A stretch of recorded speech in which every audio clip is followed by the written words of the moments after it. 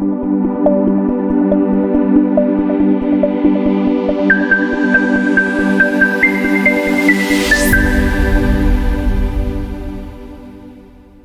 байцгаана уу эрхэм үзэгчдийн мэндийг хүргье. Өнөөдрийн дугаараар Алигдооны улсын сургуульд болон бусад мужуудын дунд болон ахлах ангиудад хөгжин суралцж байгаа эцэг эхчүүдэд зориулж кредитийн тухай товчхон мэдээллийг өгье. Үндсэндээ 2024-аас 2025 оны хичээл жил хаагдж байна. Манай Алигдооны улсын сургуулийн хувьд бол 6 сарын 18-нд хичээл хаагдж байгаа.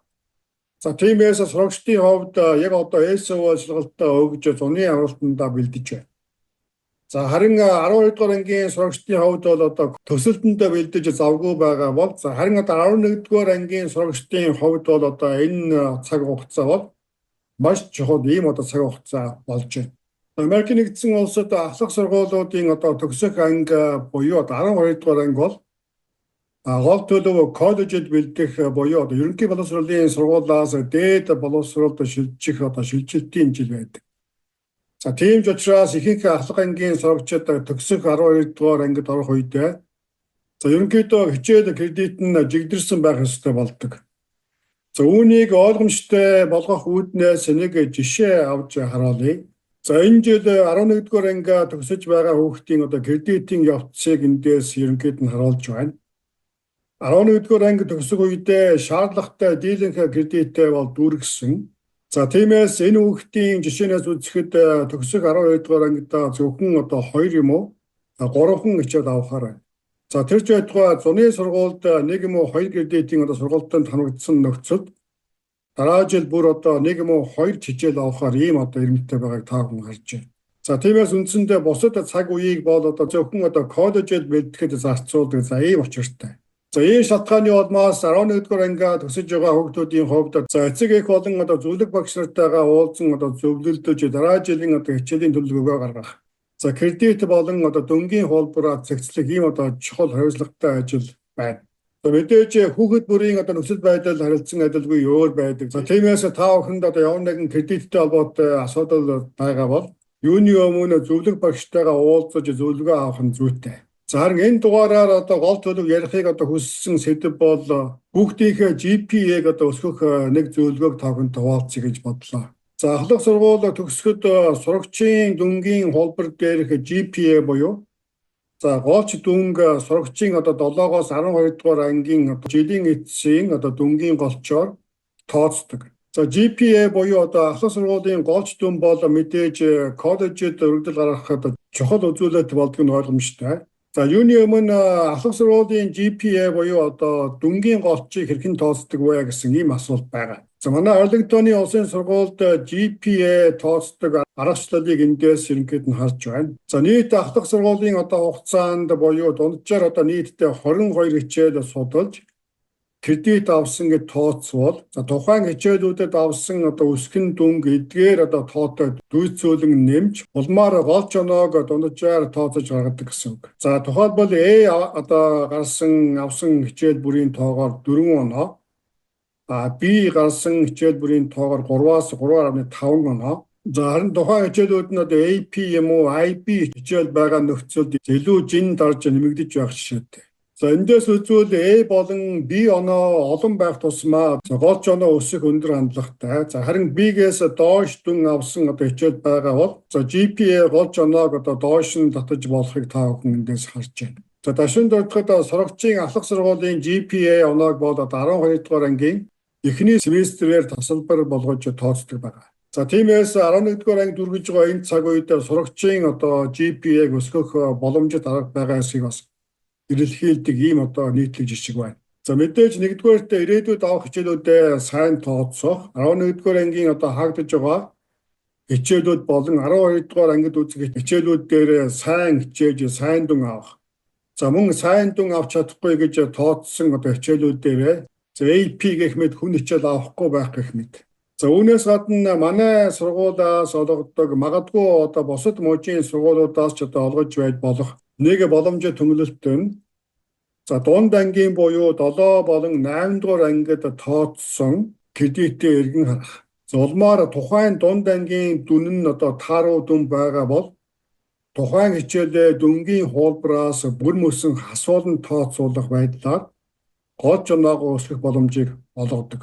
За дунд ангийн сурагчид зарим хичээл дээр ахлах сургуулийн кредитийг авах боломжийг олгодог нь давуу талтай боловч зарим нөхцөлд тухайн кредитийн хичээлээ тааруу дүнтэй хаасан нөхцөлд энэ нь ахлах сургууль төгсөх үед гооч дүнд сүргээр нөлөөж болох ийм талтай. Өөрөөр хэлбэл заавал кредит шаардахгүй ч боломжоо ашиглаж тооцоолсон дунд ангийн хичээл нь тааруу дүнтэй байсан нөхцөлд дээрх GPA тооцоололд орж ерөнхий гооч дүнгээ доош нь чангааж байна гэсэн. Тиймээс хэрв нэг ялангуяа Монголоос дунд ангид шилжиж ирээд сайн учраа олоогүй байх үедээ кредитийн хичээл авч тухайн хичээлээ тааруу дүнтэй хаасан 11-р ангийн хүүхэд байгаа бол яг зөвлөх багштайгаа уулзаж дунд сургуульд тооцсон кредитээ эргэн харах. Шаардлагатай гэж үзвэл тухайн хичээлүүдэд асуулан тооцоолох ийм цаг үе тохиож байна. Манай Арлингтоны улсын сургуулийн хувьд бол дунд сургуулийн кредитээ асуулахын тулд юуны өмнө зөвлөх багштайгаа уулзаж зөвлөгөө авах шаардлагатай. Таны тооцож байгаа хичээлийг дүнгийн хуулбараас бүр мөсөн асснаар хүүхдийн гол жоноо өсөх боломж байгаа эсхийг асууж авах шаардлагатай.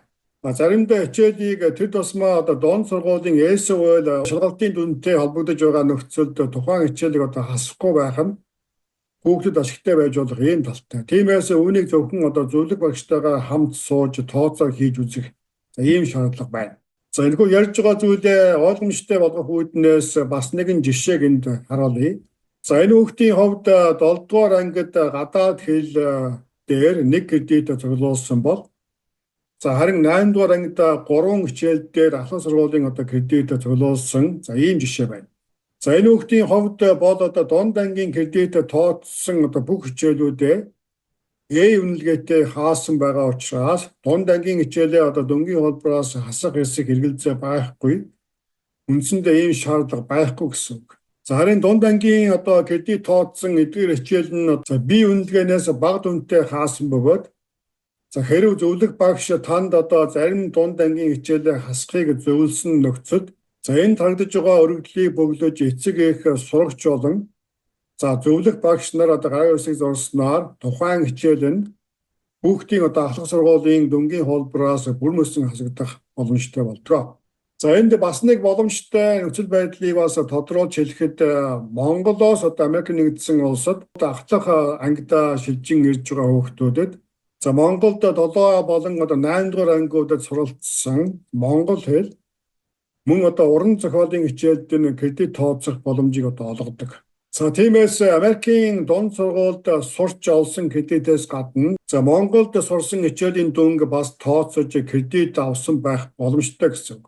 Үүнийг ийхүү анхааруулж байгаа шалтгаан бол анх шилжин ирж байгаа хүмүүсийн хувьд тухайн бүртгэлийн үед явагдаж байгаа процессуудыг бүрэн ойлгохгүйгээр сургуульд бүртгүүлсэн байх тохиолдол байдаг.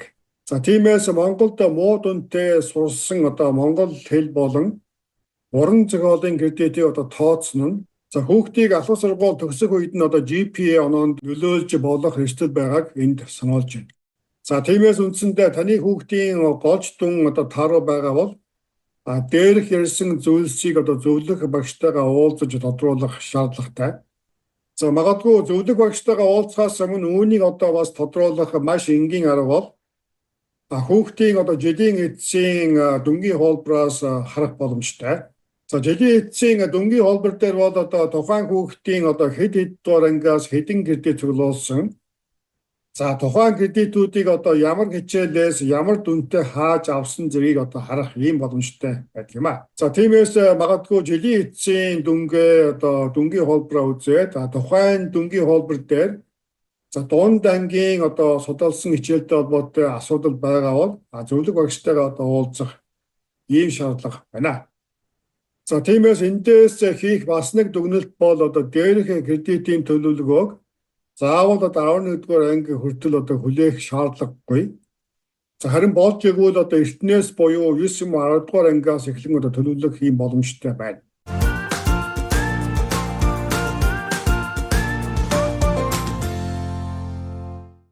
Мэдээний төгсгөлд бас тодруулах анхааруулга байна. Өнөөдөр ярьсан сэдэв бол зөвхөн дунд сургуулийн хичээлүүдтэй хамаарах юм аа. За харин ахлах сургуулийн кредит авсан тооцсон хичээлийг хаах юм уу? Дүнгийн хуулбараас хасах боломжгүй байдаг юм аа. За дахин хэлэхэд ахлах сургуулийн заавал шаарддаг хичээлээс кредит тооцсон бол үүнийг хасан тооцох боломжгүй байдаг гэдгийг энд бас дахин тодруулж хэлэх шаардлага байна. За мөн энд ярьж байгаа зүйлс нь гол төлөв Арлингтоны улсын сургуулийн хэмжээнд хүчин төгөлдөр мөрдөгдөж байгаа бодлого журам практикт суурилж ярьлаа. За тиймээс хэрвээ та өөр мужаас үзэж байгаа бол өөрийн сургуулийн өөрийн сурагчид хамаарах зөвлөх багштайгаа уулзаж тодруулга зөвлөгөө авах ийм шаардлагатай байна.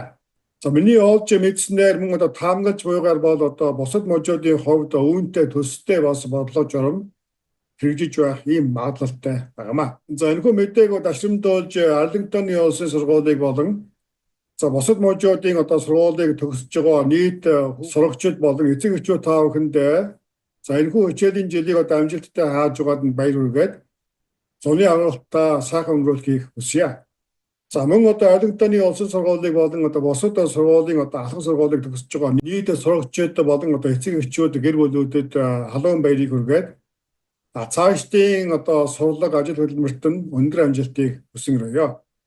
За ийгөө та бүхэнд ахлах сургуулийн кредитийн тухай товчхон зөвлөмжийг хүргүүлээ.